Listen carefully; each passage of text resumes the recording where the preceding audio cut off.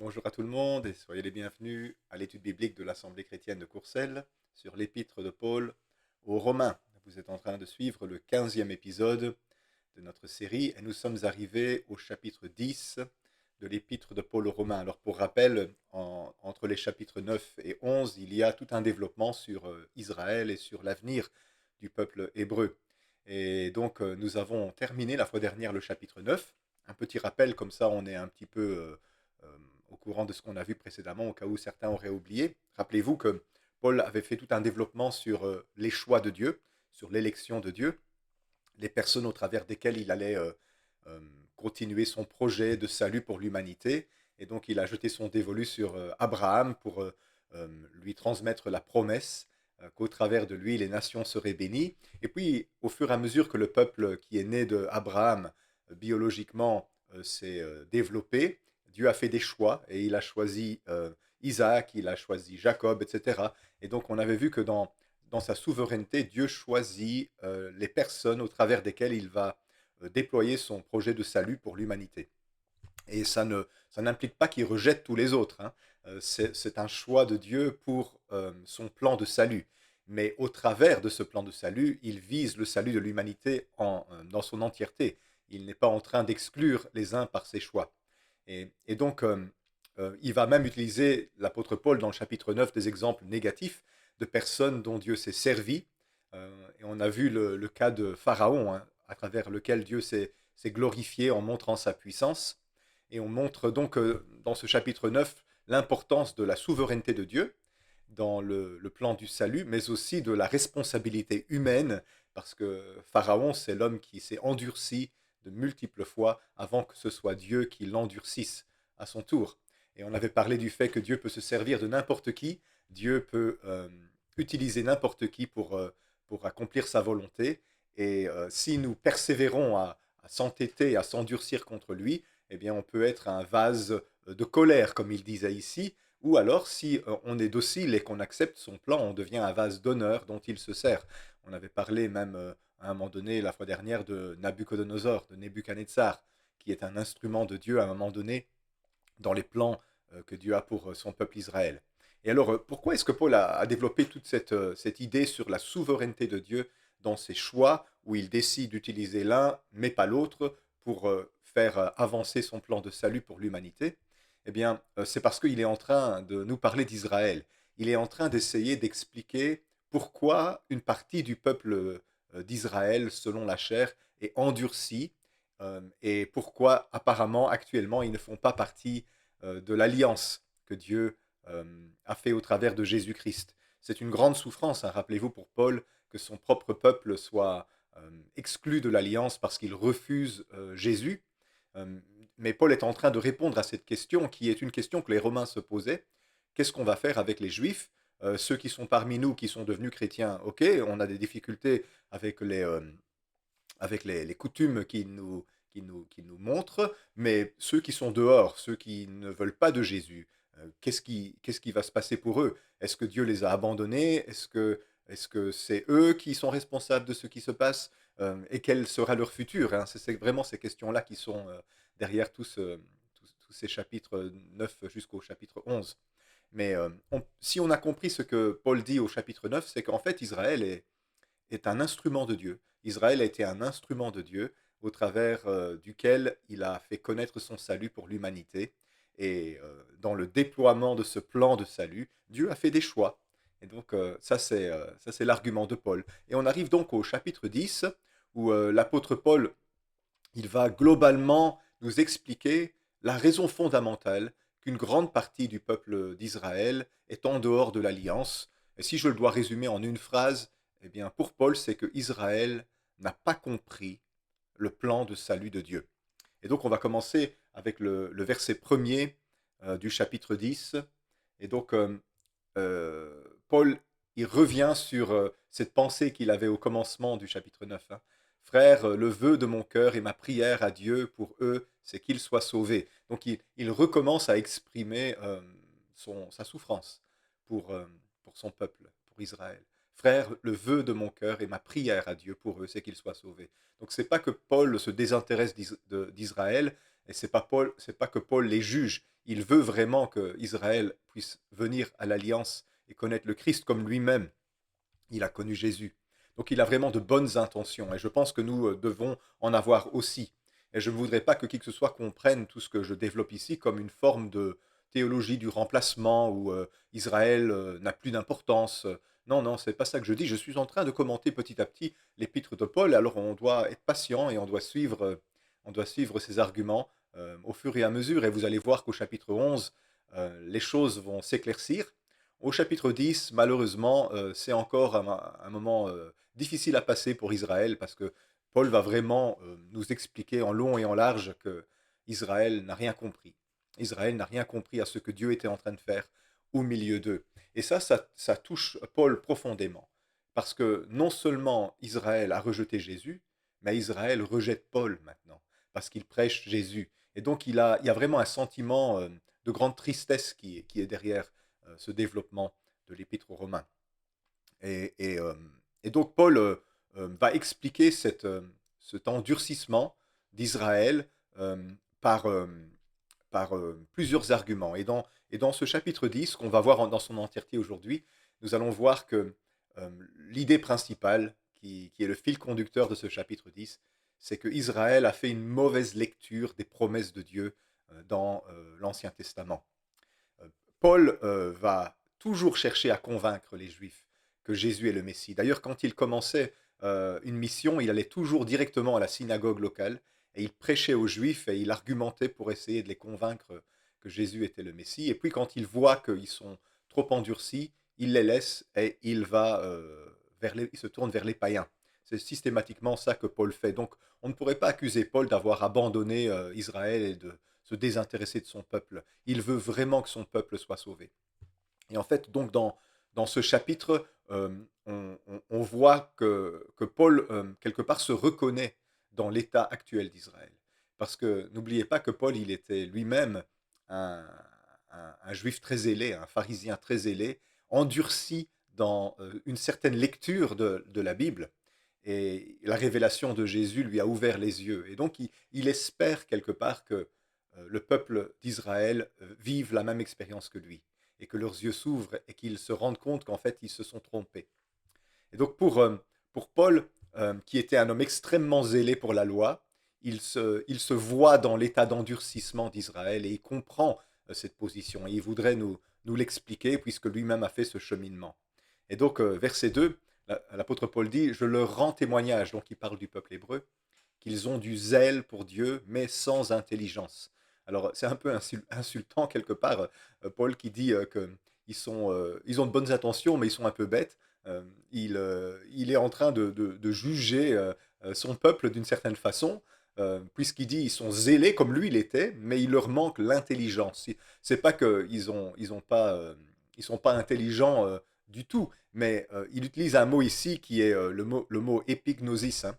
Le mot épignosis, c'est pas juste l'intelligence, c'est une connaissance précise et juste, correcte. C'est-à-dire une sorte de discernement qui leur permet de comprendre. Il leur manque quelque chose pour comprendre. Ils ont de bonnes intentions, ils sont passionnés pour leur religion, mais il leur manque un élément qui fait qu'ils sont incapables de comprendre le plan de Dieu. Donc il est en train de dire, mon peuple est à côté de la plaque. Alors Paul est un juif, hein, donc il est bien placé pour pouvoir critiquer sa propre nation. Nous ne pourrions pas dire la même chose, puisque nous sommes des chrétiens d'origine païenne.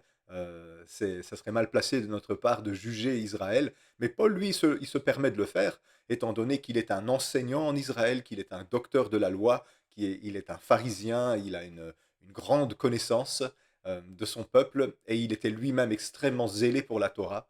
Et là, il a rencontré Jésus et ça a tout changé pour lui. Alors il dit que son peuple manque d'intelligence, manque de perspicacité, on pourrait dire. Pourquoi? Eh bien, au verset 3, il dit, ne connaissant pas la justice de Dieu et cherchant à établir leur propre justice, ils ne se sont pas soumis à la justice de Dieu.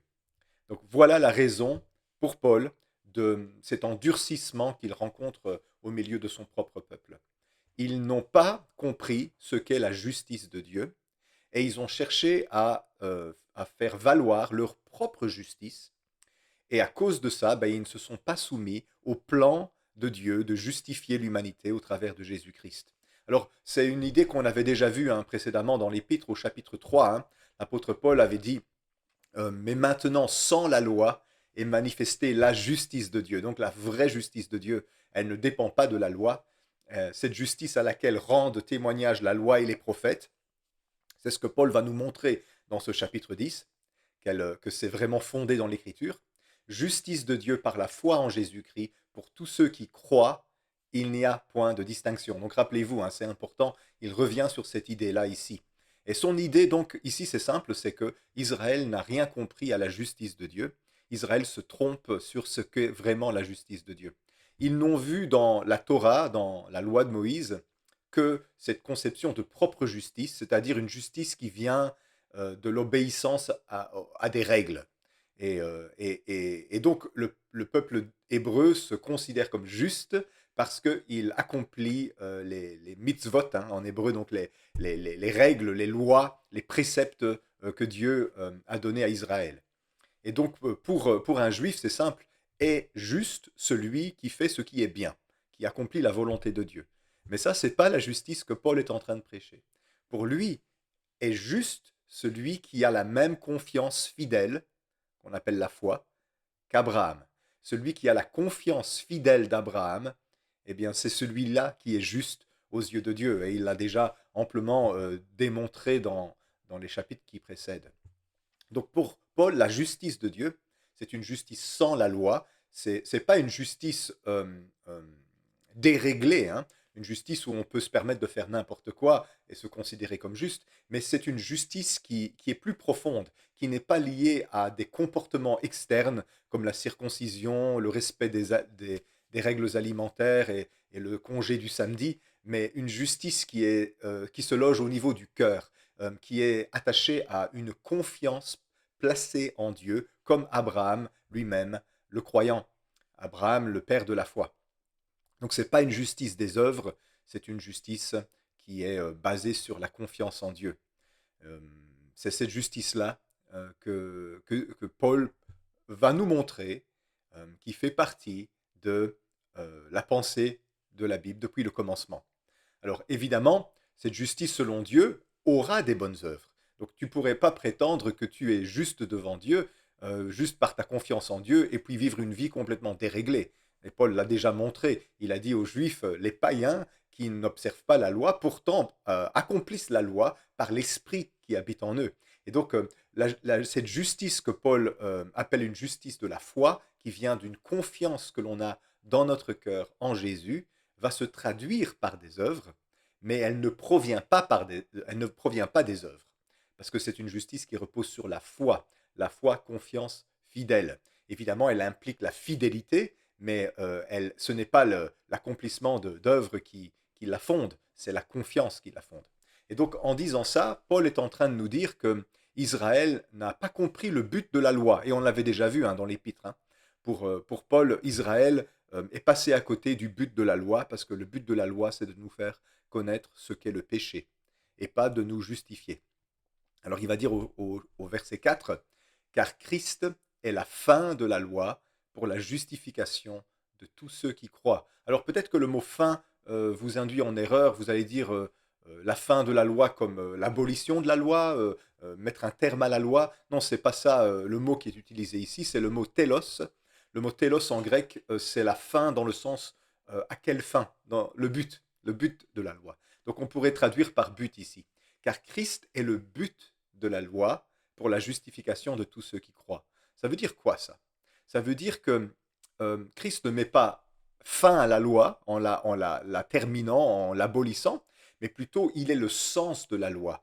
Il est vers quoi la loi était en train de pointer.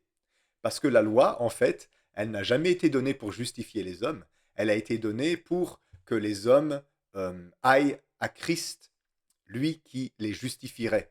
Alors comment on peut expliquer ça? Paul l'a déjà dit, mais ça vaut peut-être la peine de le répéter. La loi, pour Paul, amène la connaissance du péché, et la connaissance du péché amène le besoin d'être sauvé.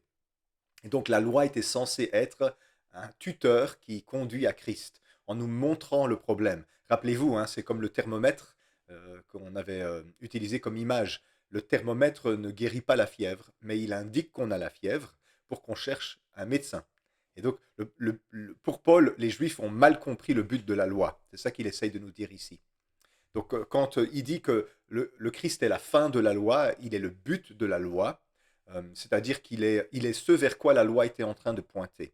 Et Paul, donc, affirme que Israël s'est complètement trompé de but. C'est pas rien comme accusation, hein, c'est assez dur à entendre. Hein. Verset 5, il va commencer à faire sa démonstration. En effet, Moïse définit ainsi la justice qui vient de la loi. L'homme qui mettra ces choses en pratique vivra par elles. Et donc la vie dans cette conception légaliste de la loi, eh bien, c'est au travers des œuvres. On arrive à la vie et donc au salut au travers des œuvres.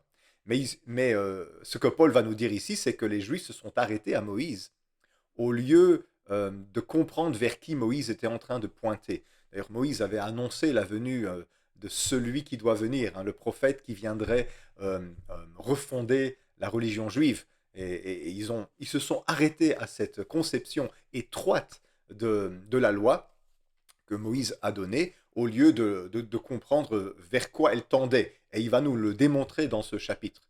Alors ici, ce que Paul va faire, c'est qu'il va recommencer à lire la Bible et il va prendre les derniers discours de Moïse.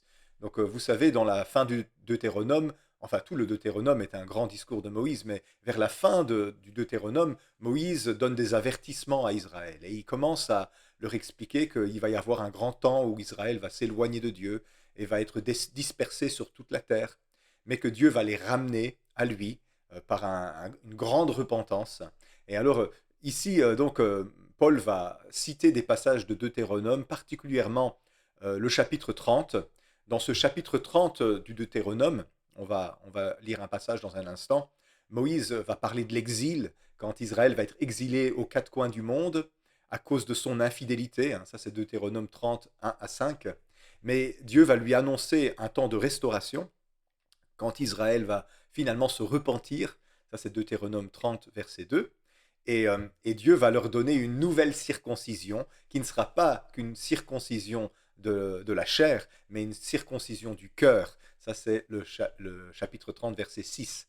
Et alors, il y aura une grande bénédiction sur la terre et une restauration du peuple d'Israël. Ça, c'est 30, verset 9. Et donc, il est en train de bâtir ici sur cette idée-là que Israël va s'éloigner de Dieu, mais Dieu va les ramener. Et il va nous citer ici donc un passage de Deutéronome 30, les versets 11 à 14, et on s'en va lire ça tout de suite. Deutéronome 30, versets 11 à 14. Ce commandement que je te prescris aujourd'hui n'est certainement point au-dessus de tes forces et hors de ta portée. Il n'est pas dans le ciel pour que tu dises qui montera pour nous au ciel et ira nous le chercher, qui nous le fera entendre afin que nous le mettions en pratique. Il n'est pas de l'autre côté de la mer pour que tu dises qui passera pour nous de l'autre côté de la mer et ira nous le chercher, qui nous le fera entendre afin que nous le mettions en pratique. C'est une chose au contraire qui est tout près de toi, dans ta bouche et dans ton cœur, afin que tu la mettes en pratique. Donc c'est ce texte-là dont Paul va se servir maintenant pour développer son argumentaire et expliquer pourquoi Israël a abandonné, s'est détourné de Dieu et n'a pas compris son plan de salut. Donc on garde bien ce passage en tête. Je vais passer au verset 6, 7 et 8 donc, de l'Épître aux Romains, chapitre 10. Mais voici comment parle la justice qui vient de la foi. Ne dis pas en ton cœur qui montera au ciel. Voyez ici Deutéronome, c'est en faire descendre le Christ, ou qui descendra dans l'abîme. Donc Paul il parle de l'abîme à la place de la mer, hein, dans Deutéronome. Bon, il y a une petit glissement de sens, mais quand même c'est juste. Qui descendra dans l'abîme, c'est faire remonter Christ d'entre les morts. Que dit-elle donc? La parole est près de toi, dans ta bouche et dans ton cœur. Or, c'est la parole de la foi que nous prêchons. Donc Paul est en train, je vais remonter au passage de Deutéronome, il est en train de faire une lecture qu'on appelle typologique de ce texte-là. Il voit dans les propos de Moïse ici une préfiguration du Christ. Et il va nous aider à y voir plus clair. Et donc, qui montera au ciel, bien évidemment, La Torah, elle est descendue du ciel, étant donné que Dieu a annoncé ses règles à Moïse sur la montagne. Il a même donné les 10 commandements directement de sa propre main. Et donc c'est un don du ciel. On n'a pas besoin de monter au ciel pour aller chercher la Torah. Elle est descendue du ciel parce que Dieu nous a parlé là, en Moïse. Et puis, euh, ici Paul, donc, y voir une sorte d'image de la descente de la parole de Dieu. Et il y voit donc l'incarnation du Christ. Christ qui était dans le ciel et qui descend sur la terre. Et puis, il y a ce passage-là où il va parler de la mer que Paul va interpréter comme l'abîme. Donc, dans Romains, il dit qui descendra dans l'abîme. Et là, il va voir une image de la résurrection de Jésus. Donc ça, c'est ce qu'on appelle une lecture typologique. Le don de la Torah et la traversée de la mer Rouge, quelque part, sont une préfiguration, une image de la venue du Fils de Dieu sur terre, lui la parole, et de sa résurrection d'entre les morts. Voilà, c'est un peu ça la lecture que Paul va faire ici. Et pour lui, il n'y a pas de, il n'y va pas par quatre chemins. Pour lui, cette parole dont Moïse parlait, hein, donc il dit ici au verset 14, c'est une chose qui est tout près de toi, dans ta bouche, dans ton cœur, afin que tu la mettes en pratique. Eh ben, pour Paul, eh bien, cette parole, c'est la foi que nous prêchons. Donc c'est l'évangile de Jésus-Christ. Bon, voilà, ça c'est la lecture de Paul. Il est en train donc de dire à ses lecteurs d'origine juive que on a mal interprété Moïse. On a pensé que Moïse parlait de la Torah, des commandements, mais qu'en fait Moïse était déjà en train de parler de la venue du Christ sous une forme de préfiguration. Donc il voit une image de Jésus descendu du ciel et remonté du séjour des morts dans les propos de Moïse. Et donc pour Paul, la parole du Seigneur, qui est tout près de nous, n'est plus la Torah maintenant, mais c'est le Christ lui-même. Voilà, vous avez compris, je pense, l'idée que Paul a en tête ici. Et donc il va dire donc au verset 14 du Deutéronome, c'est une chose au contraire qui est tout près de toi, dans ta bouche et dans ton cœur, afin que tu la mettes en pratique. Et cela permet à Paul de dire, voilà, la parole est près de toi, dans ta bouche et dans ton cœur. C'est la parole de la foi que nous prêchons. Alors, euh, comment est-ce que Paul peut se permettre de faire cette interprétation? Bien, on le voit dans le texte de Moïse. Il n'est plus en train de parler de tablettes. Il est plus en train de parler de commandements extérieurs. Il est en train de parler d'une intériorisation de la parole. Il dit, donc c'est une chose qui est tout près de toi, dans ta bouche et dans ton cœur. Donc ce n'est plus une chose qui est écrite sur des tables de pierre, c'est quelque chose qui est écrite à l'intérieur. Et ça, c'était l'idée de Moïse. C'est que quand Israël serait infidèle et s'éloignerait de Dieu, Dieu les ramènerait à lui, mais il écrirait sa Torah dans leur cœur et plus sur des tables de pierre.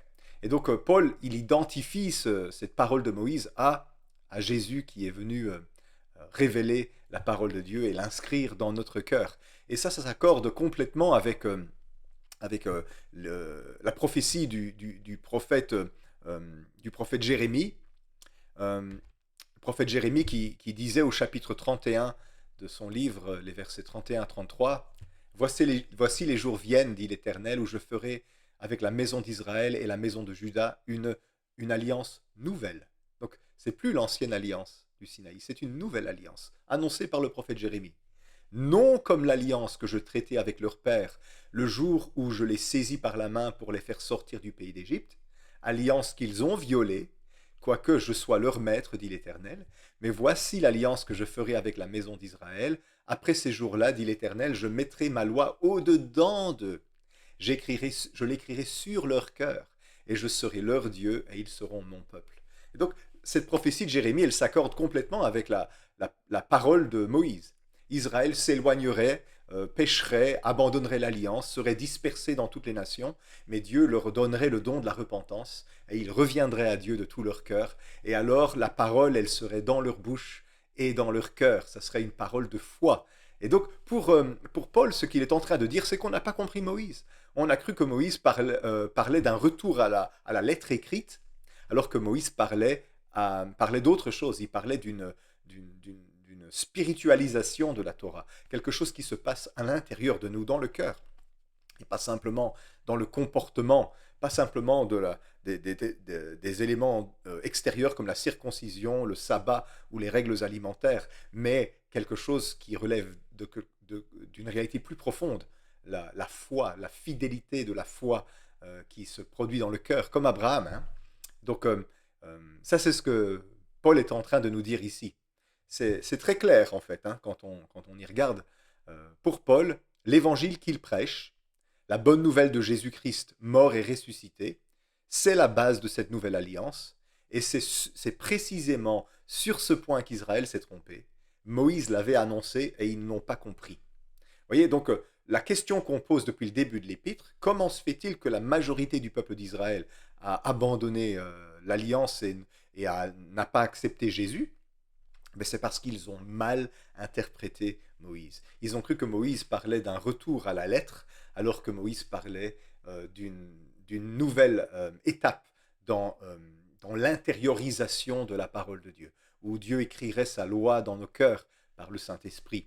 Et donc, c'est là l'erreur que les Juifs ont fait pour Paul. Et ça lui permet donc de développer ce qui suit maintenant, qui est la base de sa foi. Si tu confesses de ta bouche le Seigneur Jésus, et si tu crois dans ton cœur, hein, voyez, donc elle est proche de toi, dans ta bouche et dans ton cœur, si tu crois dans ton cœur que Jésus l'a ressuscité des morts, tu seras sauvé.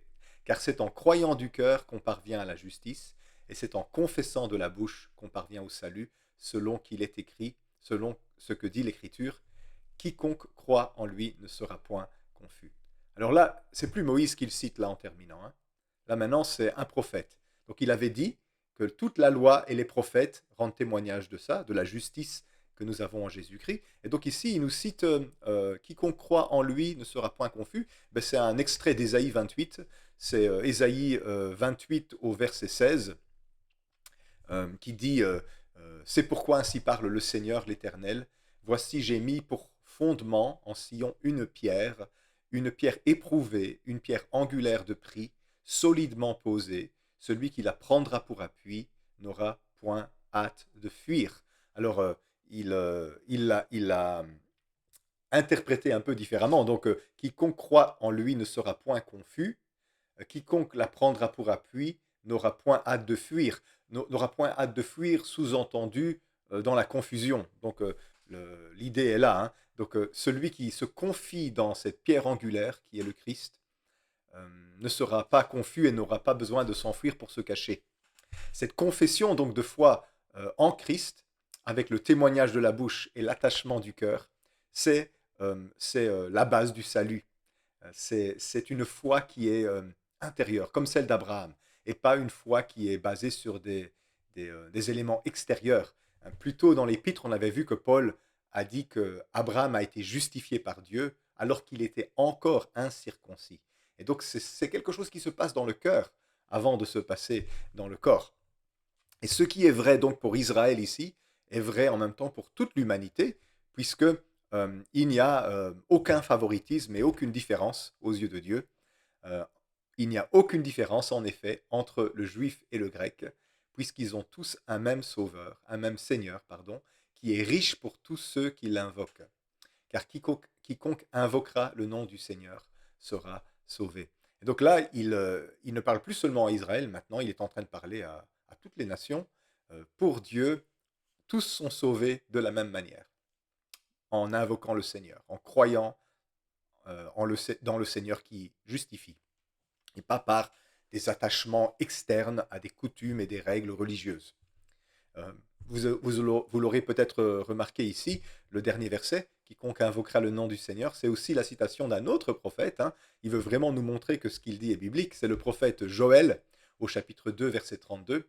Alors quiconque invoquera le nom de l'Éternel sera sauvé. Le salut sera sur la montagne de Sion et à Jérusalem, comme a dit l'Éternel, et parmi les réchappés que l'Éternel appellera.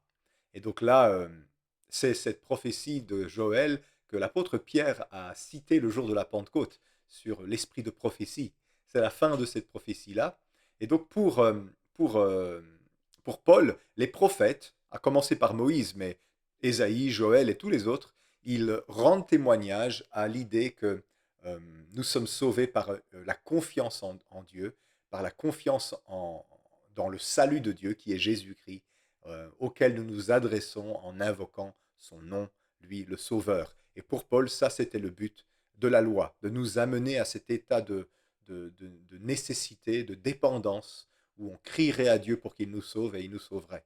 Et c'est vrai pour les Juifs et c'est vrai pour les païens. Alors c'est simple, hein, ici Paul estime que Israël n'a pas compris la Bible. C'est une critique un peu dure, hein, à entendre pour les Juifs, j'imagine, mais c'est un Juif qui leur dit, hein, c'est pas moi qui leur dis, c'est l'apôtre Paul qui leur dit.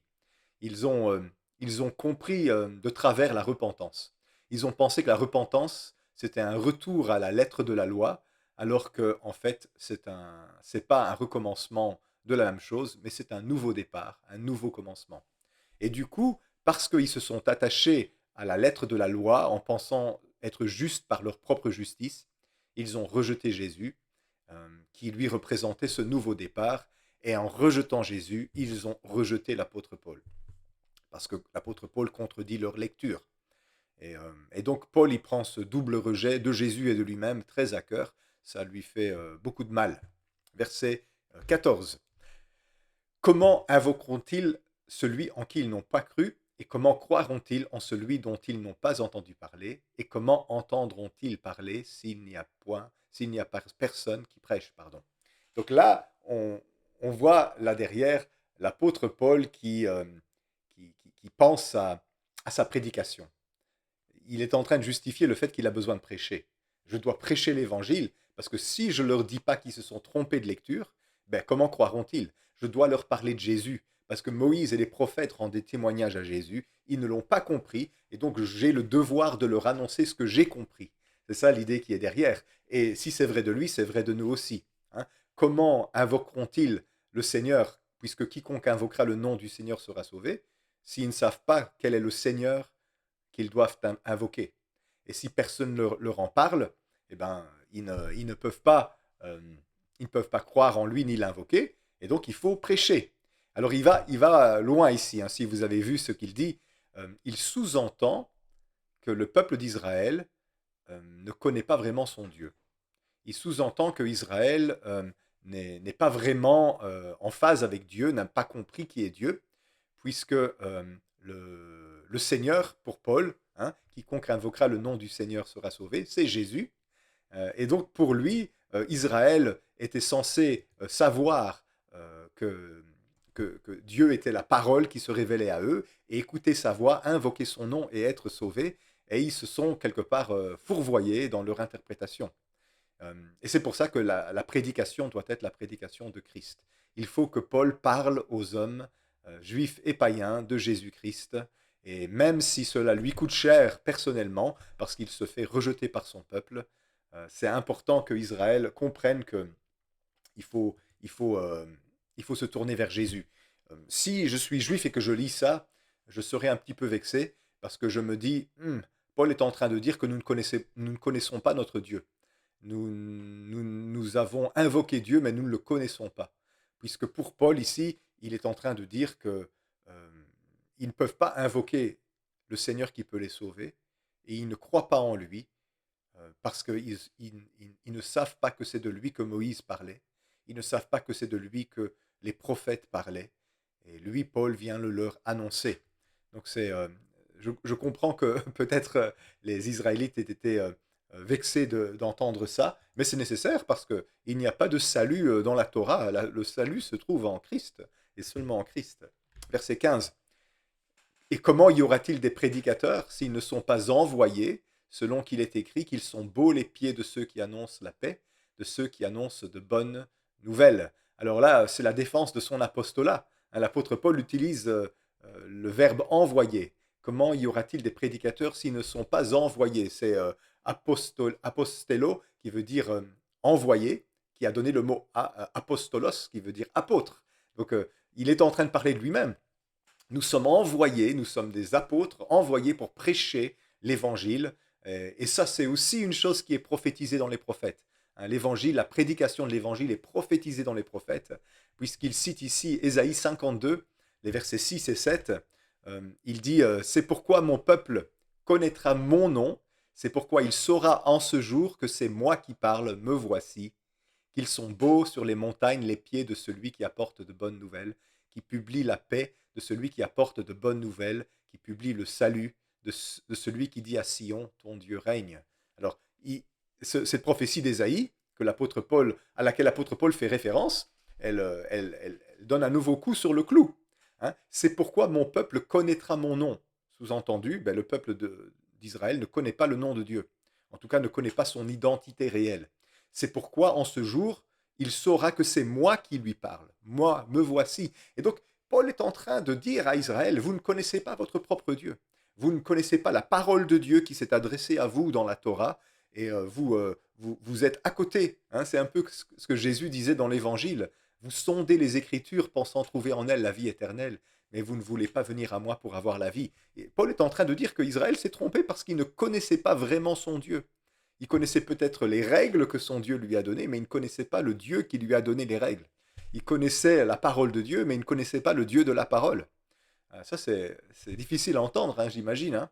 Donc, Israël, si on lit bien ce que Paul dit ici, n'a jamais vraiment su qui était celui qui lui parlait. Israël n'a pas connu son vrai nom, mais moi, Paul, je viens vous l'annoncer, et il s'appelle Jésus-Christ. Wow. C'est ça le message de Paul qu'il est en train de dire aux Juifs. Ce que Paul est en train de dire, donc, c'est que ce Jésus que Israël a rejeté était leur Dieu qui leur parlait depuis le début à travers Moïse et les prophètes. Et malheureusement, ils ne l'ont pas reconnu. Ça signifie que pour Paul, Israël, au mont Sinaï, entendait parler le Fils de Dieu. Et ils ne savaient pas que c'était lui. Et quand finalement le Fils de Dieu est venu leur rendre visite, ils ne l'ont pas reconnu.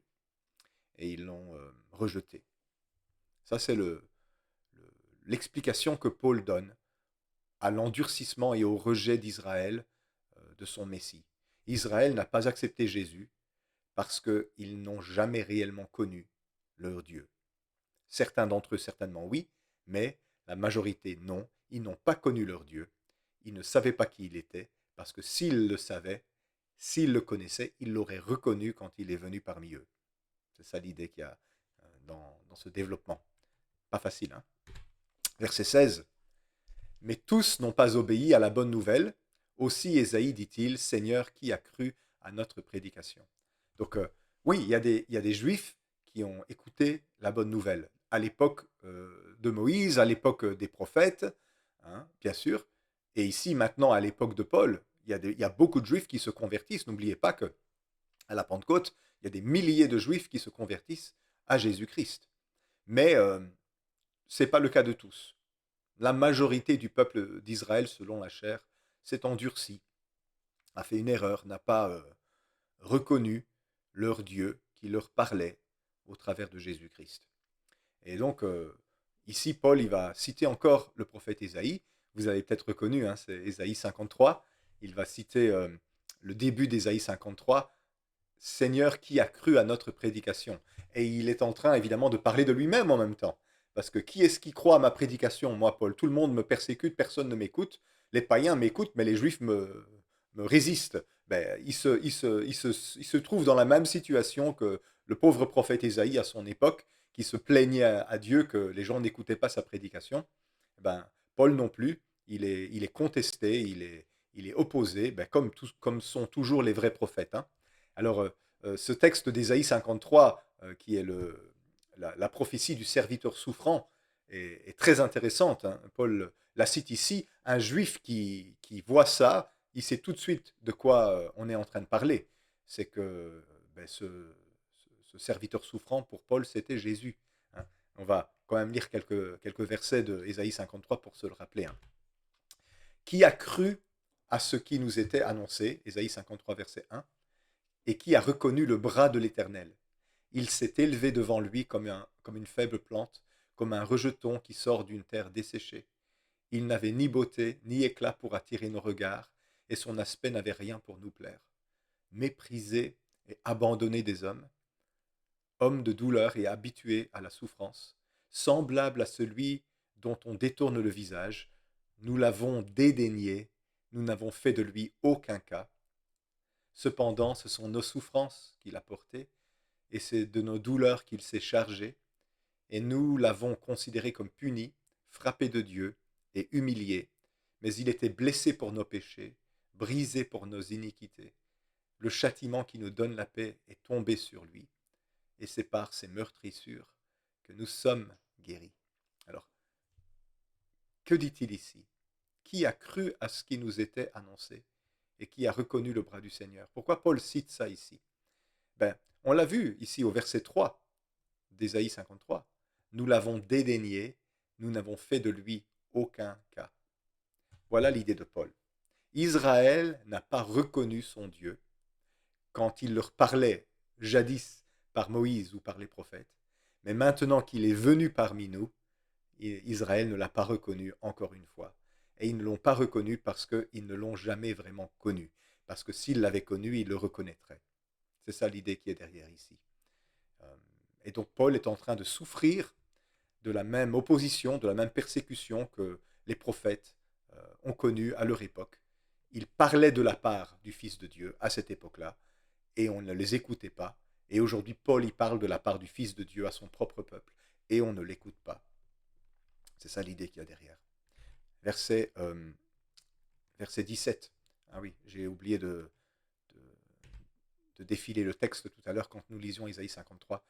Si vous voulez le lire, faites pause à la vidéo. Voici le texte affiché maintenant. Verset 17. Ainsi la foi vient de ce qu'on entend, et ce qu'on entend vient de la parole de Christ. Alors, ce passage est souvent mal utilisé. Dans le monde évangélique, on le prend hors contexte et on ne le lit pas dans le sens que l'apôtre Paul l'utilise ici. Comment est-ce que ça, c'est la suite de ce qui précède? Pour Paul, entendre la parole du Christ produit la foi dans le cœur. Quand le Christ nous parle par la communication de l'évangile éternel, la foi naît dans le cœur. Et ça n'a pas commencé avec Paul, c'était déjà dans l'Ancien Testament. Ceux qui reconnaissaient la voix du Fils de Dieu avaient la foi. Ceux qui ne reconnaissaient pas sa voix n'avaient pas la foi. La foi vient de ce qu'on entend, et ce qu'on entend vient de la parole de Christ. Alors nos frères évangéliques souvent utilisent ce verset-là pour dire il faut lire la Bible, parce qu'en lisant la Bible, on aura la foi. Donc la foi vient de ce qu'on entend, et ce qu'on entend vient de lire la Bible. Ce n'est pas du tout ce que Paul dit ici. Il est en train de dire que cette confiance fidèle, cette foi qui naît dans le cœur, quand on reçoit la parole du Christ, ça, c'est le fondement de cette nouvelle alliance. Et ceux donc qui prennent ce verset pour dire, un peu hors contexte, qu'il faut lire la Bible pour avoir la foi, alors réfléchissez, les Juifs lisent la Bible depuis des millénaires. Les sectes de notre époque lisent la Bible. Tout le monde n'a pas la foi. La foi ne vient pas de ce qu'on lit, la foi vient de ce qu'on entend, de la parole de Christ. Donc la foi, elle vient d'avoir entendu Jésus. La foi, elle vient d'avoir entendu la parole de l'Évangile. La parole que Paul prêche, ce message évangélique que Paul prêche. C'est de là que vient la foi. Nous avons la foi parce que nous avons entendu la bonne nouvelle de Dieu. C'était vrai pour Moïse, c'était vrai pour Abraham, c'était vrai pour les prophètes, c'était vrai pour David, c'était vrai pour tous les serviteurs de Dieu dans l'Ancien Testament, c'était vrai pour Jean-Baptiste, et c'est vrai pour nous. La foi, elle vient d'entendre ce que Dieu a à nous dire. L'homme ne vivra pas de pain seulement, mais de toute parole qui sortira de la bouche de Dieu. Alors, qui est la bouche de Dieu? Dieu n'a jamais eu qu'une seule bouche, sa bouche c'est son Fils, et il nous parle depuis le commencement. Il a parlé à Israël, ils ne l'ont pas reconnu, et il parle maintenant encore à Israël dans le temps de Paul, et ils ne le reconnaissent pas. Mais tous ceux qui le reconnaissent, eh bien ces personnes-là, eh bien, arrivent au salut, ces personnes-là reçoivent la véritable foi. Donc, lisons bien ce verset-là dans son contexte, ça ne signifie pas forcément ce qu'on pense. Donc ainsi la foi vient de ce qu'on entend, et ce qu'on entend vient de la parole de Christ. La parole de Christ, donc, c'est tout le message de Paul, c'est-à-dire l'évangile qu'il prêche, et qu'il affirme être exactement ce que Moïse et les prophètes ont annoncé avant lui. Verset 18. Mais je dis, n'ont-ils pas entendu? Au contraire, leur voix est allée par toute la terre, et leur parole jusqu'aux extrémités du monde. Donc ici, Paul cite David. C'est un psaume ici, c'est un extrait du psaume 19. Leur voix est allée par toute la terre et leur parole jusqu'aux extrémités du monde. C'est un petit verset tiré du psaume 19. Au chef des chantres, psaume de David, les cieux racontent la gloire de Dieu et l'étendue manifeste l'œuvre de ses mains. Le jour en instruit un autre jour, la nuit en donne connaissance à une nuit, à l'autre nuit. Ce n'est pas un langage, ce ne sont pas des paroles, dont le son ne soit point entendu. Le retentissement parcourt toute la terre, leur accent vont aux extrémités du monde, où il a dressé une tente pour le soleil. Et donc, qu'est-ce que David disait dans ce psaume? Là, il a cité Moïse, il a cité les prophètes. David était un prophète. Il cite donc ce texte du psaume 19 pour dire quoi? Ben, la parole de Dieu, qui est le Christ, qui est le Fils de Dieu, euh, euh, elle a parlé au travers de Moïse, elle a parlé au travers des prophètes, mais elle parle aussi au travers de la création elle-même. Dieu évangélise au travers de la création depuis toujours. Dieu ne cesse jamais de parler, puisque la création elle-même, elle subsiste par la parole de Dieu, et tout ce que Dieu fait renvoie à lui, rend témoignage à qui il est, comme une œuvre d'art renvoie à l'artiste qui l'a créé. C'est ce que Paul affirme d'ailleurs depuis le début de son épître, hein. Il nous l'avait annoncé tout au début quand on lisait le chapitre 1er, les versets 20 et 21. Il disait en effet, les perfections invisibles de Dieu, sa puissance éternelle et sa divinité, se voient comme à l'œil nu depuis la création du monde. Quand on les considère dans ses ouvrages, ils sont donc inexcusables, car ayant connu Dieu, ils ne l'ont point glorifié comme Dieu, et ne lui ont point rendu grâce, mais ils se sont égarés dans leurs pensées, et leur cœur sans intelligence a été plongé dans les ténèbres. Donc il est en train de dire la même chose ici au chapitre 10 qu'il disait au chapitre 1er. La création elle-même parle, et au travers d'elle, le Christ prêche. Et ces paroles, ces témoignages vont jusqu'aux extrémités du monde. Et donc, à la question de savoir qu'est-ce qu'il adviendra des personnes qui n'ont jamais été évangélisées, mais il n'y a personne qui n'ait jamais été évangélisé. Parce que même les personnes qui n'ont pas reçu la parole de Dieu, même les personnes qui n'ont pas reçu un missionnaire pour leur prêcher l'évangile, la création elle-même évangélise déjà. Le Christ prêche au travers de la nature et du témoignage qu'il rend aux hommes. On est tous inexcusables, même si on n'a pas reçu un évangéliste qui vient nous partager l'évangile, parce que Dieu n'a pas deux paroles, il a toujours prêché la même chose. Et voilà la base, le fondement de ce que Paul dit ici au chapitre 10. Israël, selon la chair, n'a jamais compris vraiment la voix de Dieu. Ils n'ont jamais compris qui leur parlait, que c'était le Fils de Dieu qui leur parlait. Parce que s'ils l'avaient compris, ils l'auraient accepté quand il est venu. Donc c'est un constat très difficile à accepter, hein. Et donc, puisque Dieu évangélise à travers Moïse, à travers les prophètes et à travers la nature elle-même, il est en train de parler non plus seulement à Israël, mais à toutes les nations. Nous tous, les êtres humains, nous sommes inexcusables parce que nous n'avons pas écouté la voix de Dieu, qui nous parlait par les Écritures, par ses prophètes et par la création elle-même. Alors peut-être qu'on pourrait objecter, on pourrait faire cette objection, mais Dieu n'a-t-il pas prévenu, n'a-t-il pas prévenu Israël? Ne leur a-t-il pas dit que tout ça allait leur arriver et qu'à cause de leur endurcissement, Dieu accueillerait les païens dans l'alliance? Et Paul il dit, ben si, Dieu avait déjà tout dit depuis le début. Verset 19, mais je dis, Israël ne l'a-t-il pas su? Moïse le premier dit, j'exciterai votre jalousie par ce qui n'est point une nation, et je provoquerai votre colère par une nation sans intelligence. Donc il n'y a pas seulement les juifs qui sont sans intelligence pour Paul, les païens sont aussi sans intelligence. On est tous sans intelligence aux yeux de Paul, hein. Tous sont pécheurs et aveuglés. Et donc Paul est en train de dire ici, en fait, depuis Moïse, depuis le commencement de la révélation de la Torah, Dieu avait prévenu Israël. Il nous avait prévenu que Dieu allait utiliser les païens, les nations, pour exciter la jalousie d'Israël, pour que les nations soient une sorte de témoignage du salut de Dieu, et que Israël soit, par le fait qu'ils sont jaloux que Dieu a adopté les païens, eh bien eux-mêmes soient stimulés pour revenir à Dieu de tout leur cœur. Et ça, c'est une citation donc encore du Deutéronome. Pas le chapitre 30 cette fois, mais du chapitre 32, le verset 21 du Deutéronome, chapitre 32, verset 21. Et moi, j'exciterai leur jalousie par ce qui n'est point un peuple, et je les irriterai par une nation insensée. Voilà. Donc, depuis le début, Dieu avait dit à Moïse son plan, que son plan c'était le salut de l'humanité entière, et que quand Israël s'endurcirait et ne comprendrait pas que la, la justice n'est pas une justice des œuvres, mais est une justice de la foi inscrite dans le cœur par, par le Seigneur lui-même, alors Dieu serait obligé de prendre les nations de la terre et de les incorporer dans l'alliance pour exciter la jalousie d'Israël, afin qu'enfin ils reviennent à leur Dieu de tout leur cœur. Il va donc citer le Deutéronome chapitre 32 verset 21, et puis il va encore parler du prophète Ésaïe. Verset 20, il y a beaucoup du prophète Ésaïe dans ce chapitre.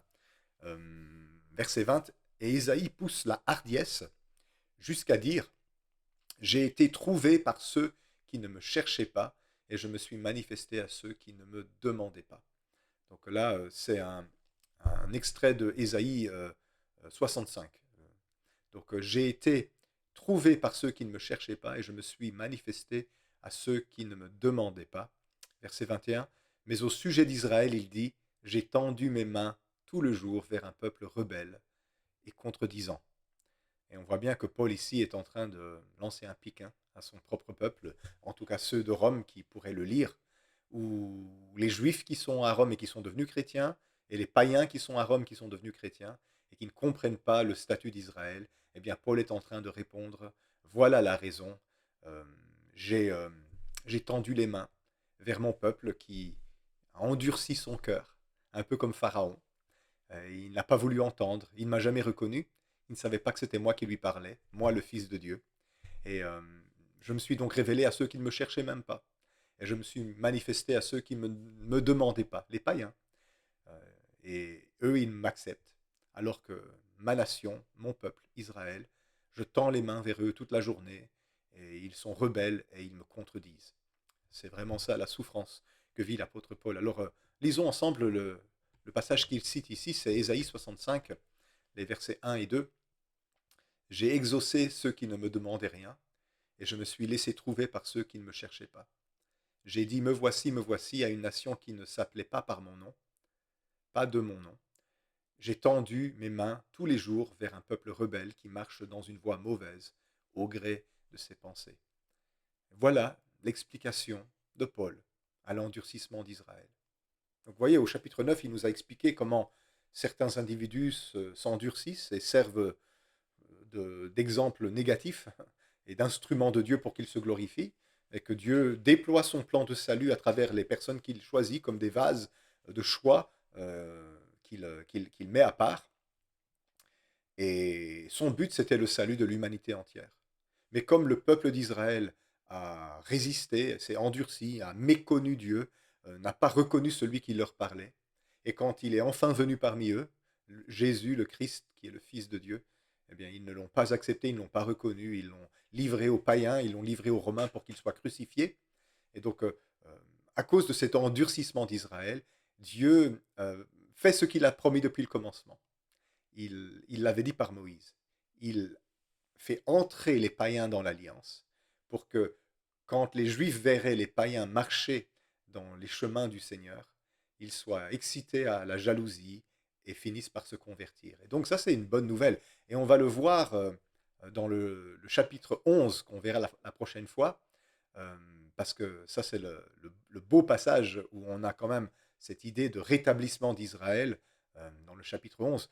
Comment est-ce que ça peut se passer? Eh bien, Paul nous le dit ici, c'est au travers de, de la conversion des païens qui vont adopter le Dieu d'Israël, qui vont servir le Dieu d'Israël et qui vont vivre la bénédiction que Dieu avait promise à Israël. Et cela va provoquer chez Israël un revirement, une sainte jalousie qui va faire qu'ils vont revenir à leur Dieu. Et donc, notre place en tant que païen, en tant que chrétien d'origine païenne, eh bien, c'est de vivre la bénédiction que Dieu avait promise à Abraham, à Moïse et aux prophètes et à David, et de montrer à Israël que leur Dieu, eh ben, il est vivant et qu'il les appelle et qu'il les aime et qu'il n'a pas renoncé à eux parce que Dieu veut sauver tous les hommes.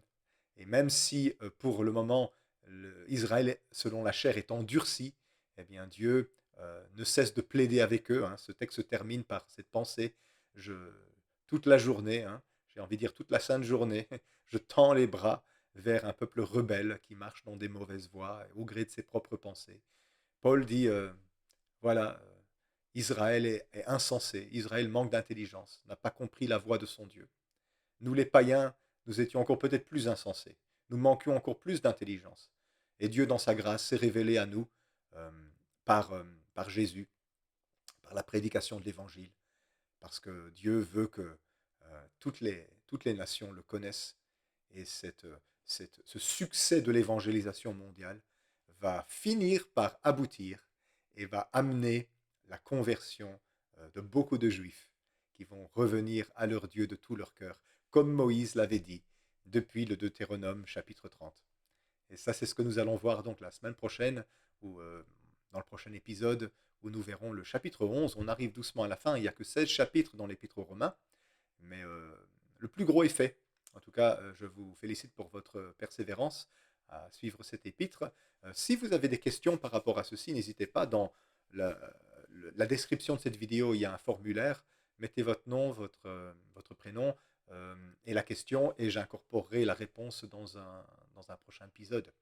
En tout cas, je vous souhaite une bonne fin de journée si c'est le soir pour vous, et que le Seigneur vous bénisse. On se retrouve bientôt pour le prochain épisode. Au revoir.